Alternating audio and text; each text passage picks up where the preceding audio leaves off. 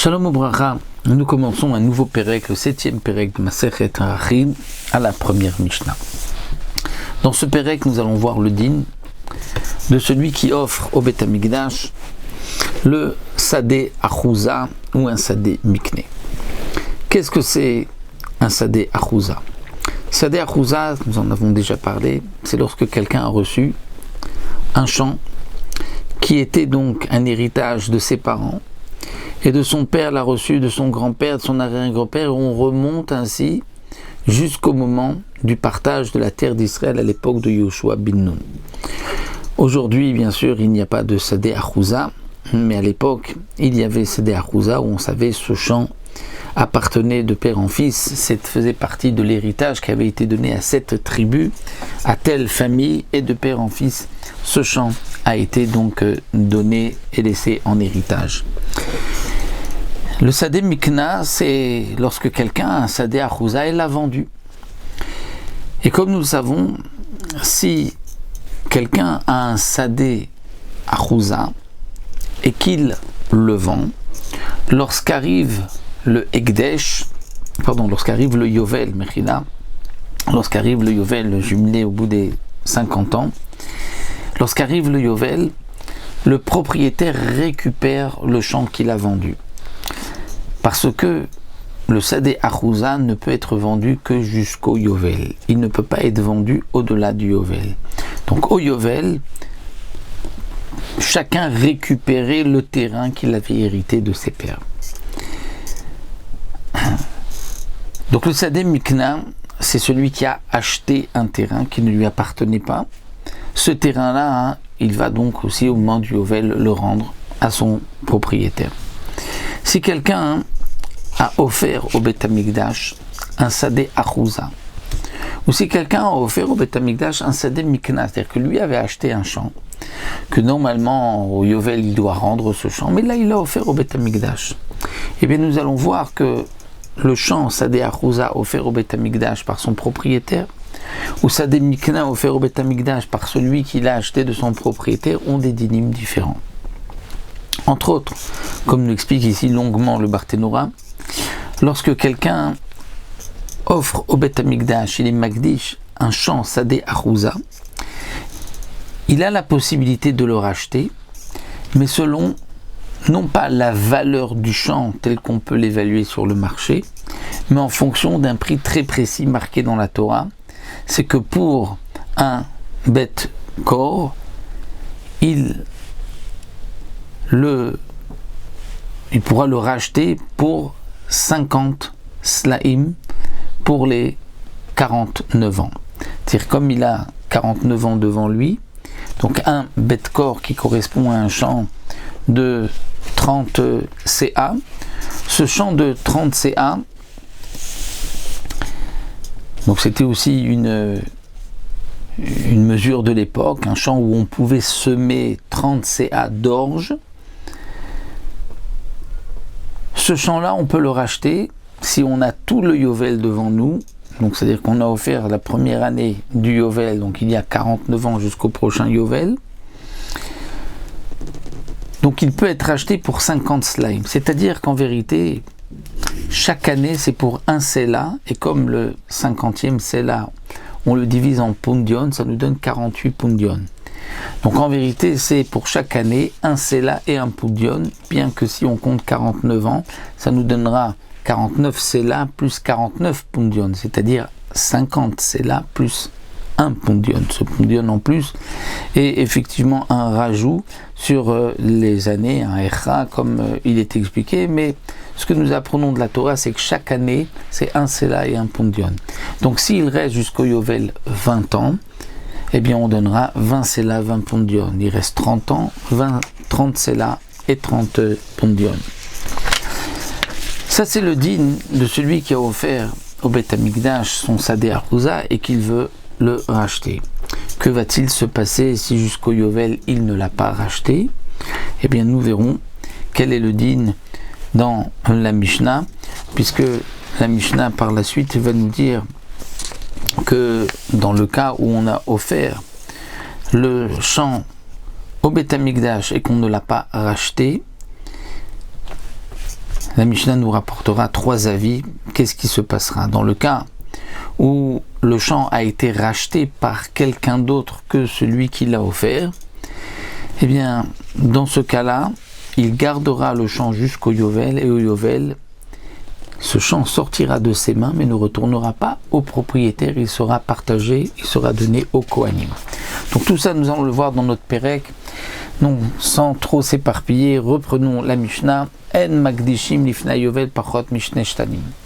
La Mishnah vient nous dire, tu ne peux pas offrir, ou plutôt, comme explique le Barthénora, non pas que tu ne peux pas, mais il ne vaut mieux pas que tu offres ton champ avant le Yovel lorsqu'il y a moins que 2 ans jusqu'au Yovel. Pourquoi? Puisque comme nous l'avons vu, on peut racheter le champ Sédé Achouza en fonction des années qui nous restent, un Séla et un Pondion par an. Mais comme la Torah nous dit en fonction des années qui restent, on apprend de là que tu divises un Séla et un Pondion par an lorsqu'il te reste 2 ans. Mais lorsqu'il te reste moins que 2 ans, il te reste 1 an et demi, eh bien dans ce cas-là, tu devras, pour le racheter, donner 50 Séla. Et donc la Mishnah vient te dire ici, si tu ne veux pas donner les 50 Séla, 50 shkalim, alors il vaut mieux que tu n'offres pas au Beth Amikdash avant le Yovel lorsqu'il te reste moins que 2 ans. S'il te reste 3 ans jusqu'au Yovel, tu peux l'offrir puisque tu pourras le racheter avec 3 Séla et 3 Pondion. Mais si tu as moins que 2 ans devant toi, si tu as encore 2 ans, bon, alors tu pourras 2 Séla, 2 Pondion. Mais si tu as moins que 2 ans, tu devras donner 50 Séla, puisque c'est ce qu'on apprend du Pasouk, Xerata Katouv, bien qu'il ne te reste que 2 ans, mais comme il y a moins que 2 ans, c'est 50. Donc le Tana vient nous dire, n'offre pas ton champ au Beth Amikdash, sinon tu vas perdre les 48 Slaim, puisque tu vas devoir donner 50 Séla. Velo Goalim Lachar Yovel Pachot Mishana. La Mishnah vient nous dire un autre din, et là le Barthénora nous dit qu'il ne faut pas comprendre tel que c'est traduit, tel qu'on traduit simplement qu'on ne peut pas racheter le champ après le Yovel, moins d'1 an après le Yovel. Non, ici on ne parle pas juste après le Yovel, dit le Barthénora. On parle même après 20 ans ou 30 ans. Ce que la Mishnah vient nous dire, c'est que si tu es au milieu du Yovel, et que tu dois donner un Séla, un Pondion par an qui nous reste, si il reste 10 ans et demi devant toi, eh bien tu ne vas pas dire je donne pour les 10 ans un Séla et un Pondion par an, donc 10 Séla et 10 Pondion.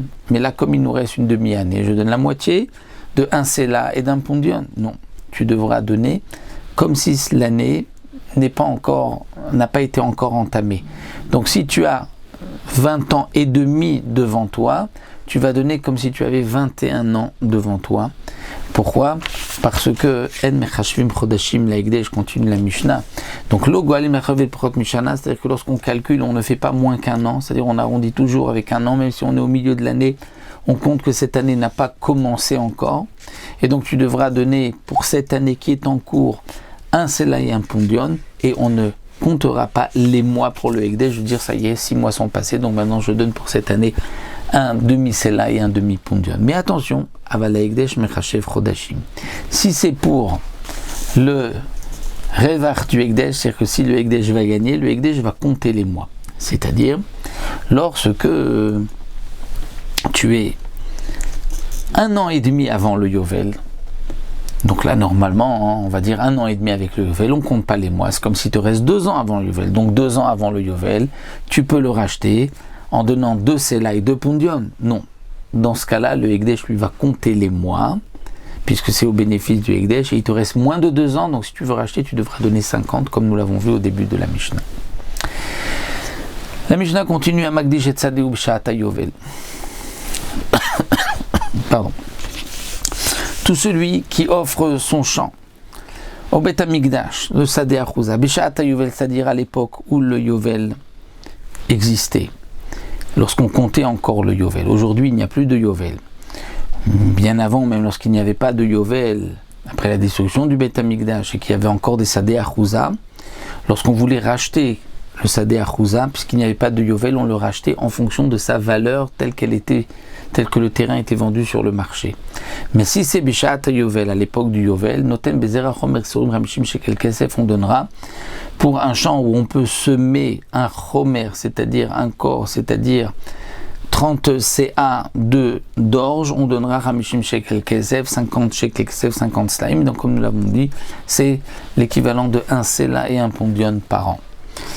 Si c'est lorsqu'il n'y a pas de Yovel, donc là on le rachètera en fonction de sa valeur. Ayusham Nekaim Amukim, si dans le champ il y a Nekaim Amukim, c'est-à-dire qu'il y a des trous profonds,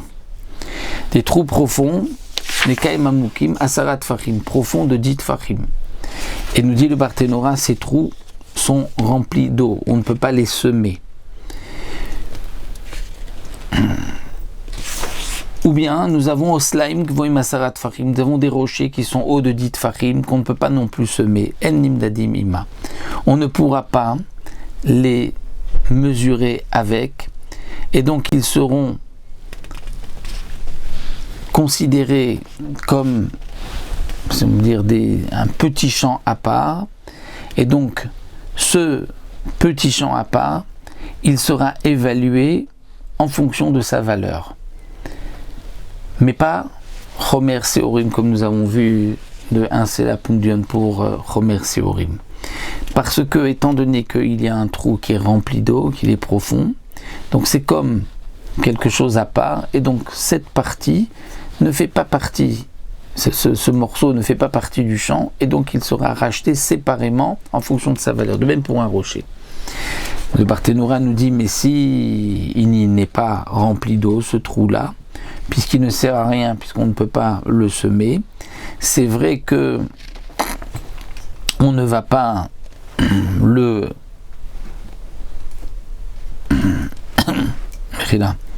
s'ils ne sont pas remplis d'eau, et donc on peut les utiliser, on peut les semer, même si, nous dit le Barthénora, on ne va pas les compter dans le champ, mais malgré tout, on va les calculer à part, et on donnera aussi 50 slimes pour un bête-corps, donc ça reviendra au même, il y aura donc le même rapport de 1 Sela Pondion par an pour 30 korim, donc bien sûr lorsque le champ est plus grand ou plus petit, sera toujours relatif.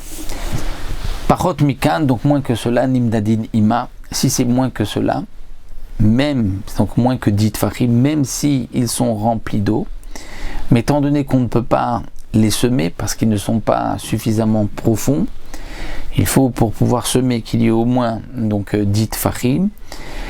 Donc dans ce cas-là, si, ou bien un rocher, nous dit Barthénora, s'il n'est pas haut de 10 Fahim, donc ils font partie du champ,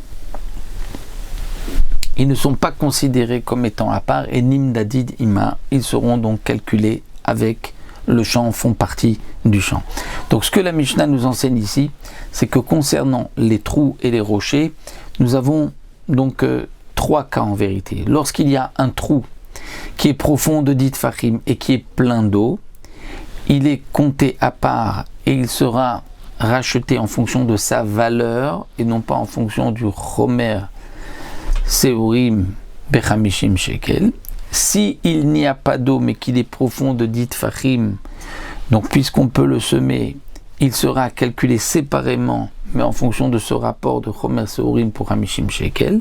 Et s'il y a moins que 10 Fahim, là il fait partie du champ, il sera racheté comme le champ. La Mishnah poursuit, si on a offert le champ Beth Amikdash 2 ou 3 ans avant le Yovel, donc on donnera Noten Sela Pondion le Shana, on donnera 1 Sela Pondion par année qu'il reste.